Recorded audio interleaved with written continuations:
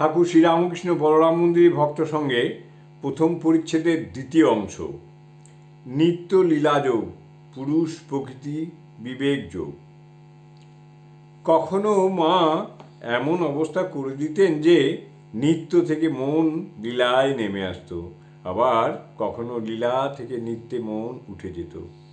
যখন লীলায় মন নেমে আসতো কখনো সীতারামকে রাত দিন চিন্তা করতাম, আর সীতারামের রূপ সর্বদা দর্শন হতো। রামলালাকে, রামের অষ্টধাতু নির্মিত ছোট্ট বিগ্রহ রামলালা নিয়ে সর্বদা বেড়াতাম, কখনো নাওয়াতাম, কখনো খাওয়াতাম, আবার কখনো রাধাকৃষ্ণের ভাবে থাকতাম। ওই রূপ সর্বদা দর্শন হতো। আবার কখনো গৌরাঙ্গের ভাবে থাকতাম। দুই ভাবের মিলন, পুরুষ ও প্রকৃতি ভাবের মিলন। এই অবস্থায় সর্বদাই গৌরাঙ্গের রূপ দর্শন হতো। আবার অবস্থা বদলে গেল, তখন লীলা ত্যাগ করে নিত্যতে মন উঠে গেল। স্বজনে সজনে তুলসী সব এক বোধ হতে লাগলো। ঈশ্বরীয় রূপ আর ভালো লাগলো না। বললাম, কিন্তু তোমাদের বিচ্ছেদ আছে। তখন তাদের তলায় রাখলাম। ঘরে যত ঈশ্বরীয় পট বা ছবি ছিল সব খুলে ফেললাম। কেবল সেই অখণ্ড সচ্চিদানন্দ, সেই আদি পুরুষকে চিন্তা করতে লাগলাম। নিজে দাসী ভাবে রইলুম, পুরুষের দাসী।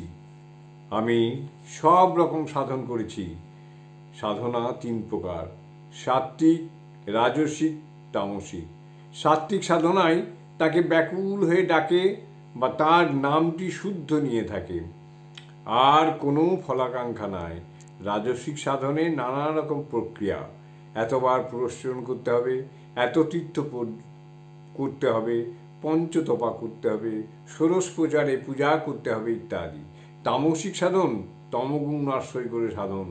জয় কালী, কি তুই দেখা দিবিনি? এই গলায় ছুরি দেব যদি দেখা না দিস। এ সাধনায় শুদ্ধাচার নাই, যেমন তন্ত্রের সাধন। সে সাধনার অবস্থায় অদ্ভুত সব দর্শন হতো। আত্মার রমণ প্রত্যক্ষ দেখলাম। আমার মতো রূপ একজন আমার শরীরের ভিতর প্রবেশ করলে আর প্রত্যেক পদ্মের সঙ্গে রমণ করতে লাগলো। ষটপদ্ম মুদ্রিত হয়েছিল। টক টক করে রমণ করে আর একটি পদ্ম প্রস্ফুটিত হয় আর ঊর্ধ্বমুখ হয়ে যায়। এই রূপে মূলাধার, স্বাধিষ্ঠান, অনাহত, বিশুদ্ধ, আজ্ঞাচপদ্র, সহস্রসার সকল পদ্মগুলি ফুটে উঠল, আর নিচে মুখ ছিল ঊর্ধ্বমুখ হলো, প্রত্যক্ষ দেখলাম। জয় ঠাকুর, জয় ঠাকুর।